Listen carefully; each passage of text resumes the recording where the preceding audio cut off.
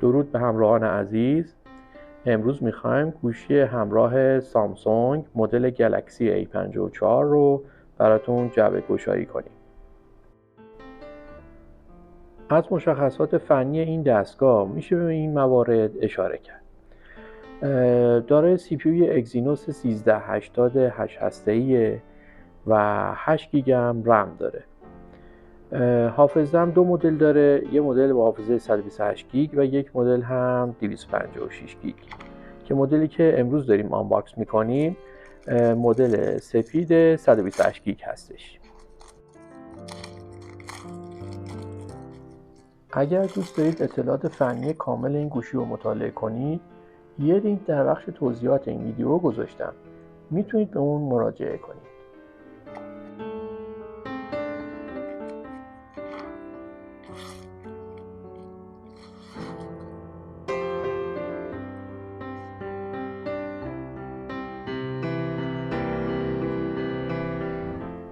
خب خود گوشی رو از جعبه خارج میکنیم. همونطور که میبینید مدلی که انتخاب کردیم رنگ سفید هستش. ببینیم که چی داخل جعبه داریم. خب در این قسمت سوزن مخصوص تعویض سیم کارت هست. داخل اینم باز میکنیم ببینیم که چی داریم. خب اینم که کابل شارژ و دیتای USB-C به USB-C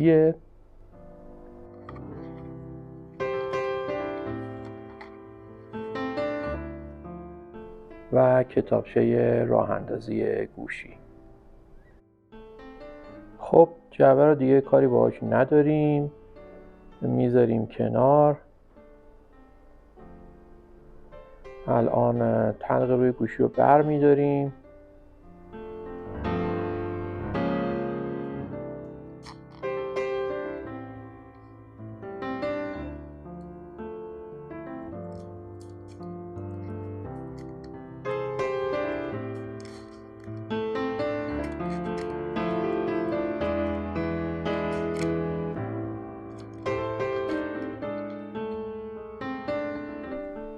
همونطور که میبینید دکمه خاموش روشن و هم ولوم سمت راست گوشی وجود داره.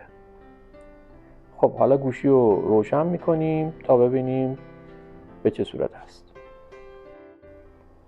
با هم ببینیم که گوشی چند ثانیه طول میکشه که برای اولین بار بوت بشه و بیاد بالا. فکر کنم تا الان 10-15 ثانیه گذشته. ببینیم چقدر طول میکشه.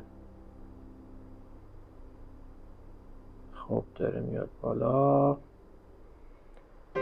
دقیقاً 29 ثانیه طول کشید. صفحه خوش آمدگویی گوشی اومد بالا. با هم منوها رو میریم جلو. در این قسمت میتونیم زبان گوشی رو انتخاب بکنیم که خوشبختانه از زبان فارسی هم به طور کامل پشتیبانی میکنه.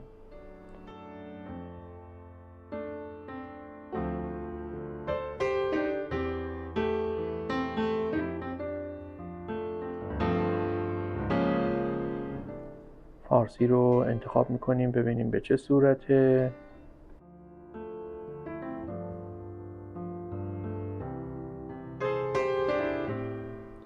اینجا توافقنامه‌ها و سیاست‌های حفظ حریم خصوصی رو داریم که باید تایید کنیم تا بتونیم به مرحله بعد بریم.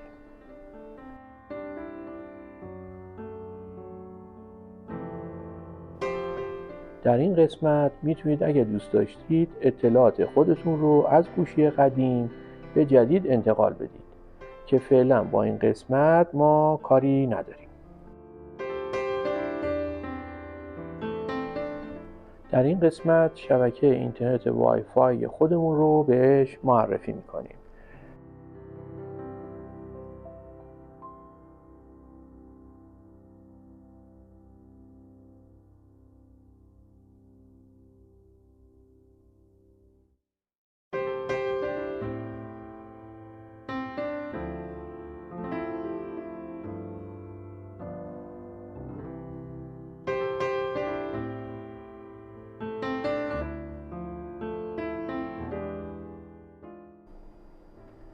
تنظیمات اولیه انجام شد.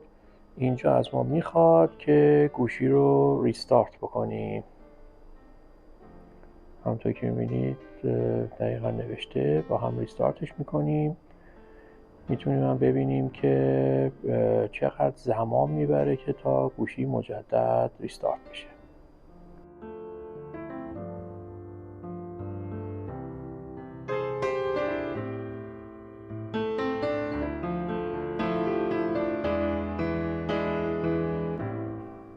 اگر به این نوع ویدیوها علاقه‌مندین، کانال ما رو سابسکرایب کنید و به دوستانتون هم معرفی کنید. این باعث میشه ما تشویق بشیم تا ویدیوهای بیشتری براتون تهیه بکنیم.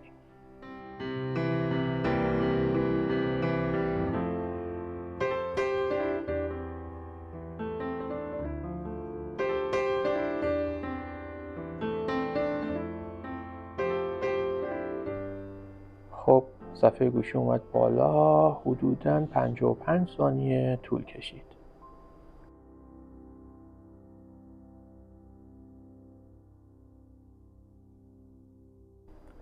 در این قسمت هم باید اطلاعات حساب کاربری گوگل رو وارد کنیم تا بتونه اطلاعاتی مانند عکس‌ها، برنامه‌ها و همچنین مخاطبینمون رو از حساب گوگلمون بخونه و در گوشی جدیدمون بارگذاری کنه که ما موقت از این قسمت هم رد میشیم.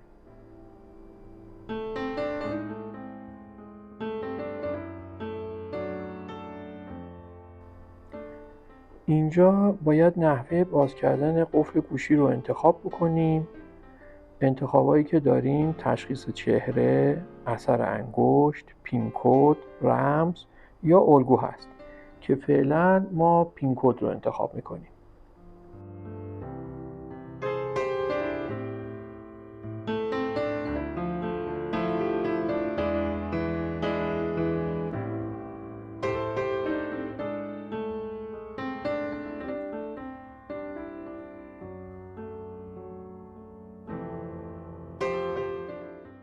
خب این قسمت آخر تنظیمات گوشی هست که باید به اکانت سامسونگ وارد بشید و اگر ندارید میتونید یه اکانت بسازید.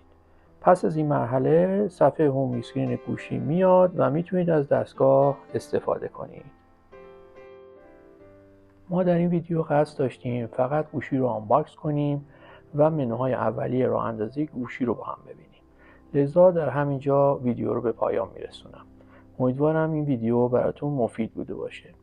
ممنون میشم اگه این ویدیو رو دوست داشتید لایک کنید. اگر هم سوالی داشتید در قسمت کامنت ها مطرح کنید تا اونجایی که بتونم راهنماییتون میکنم.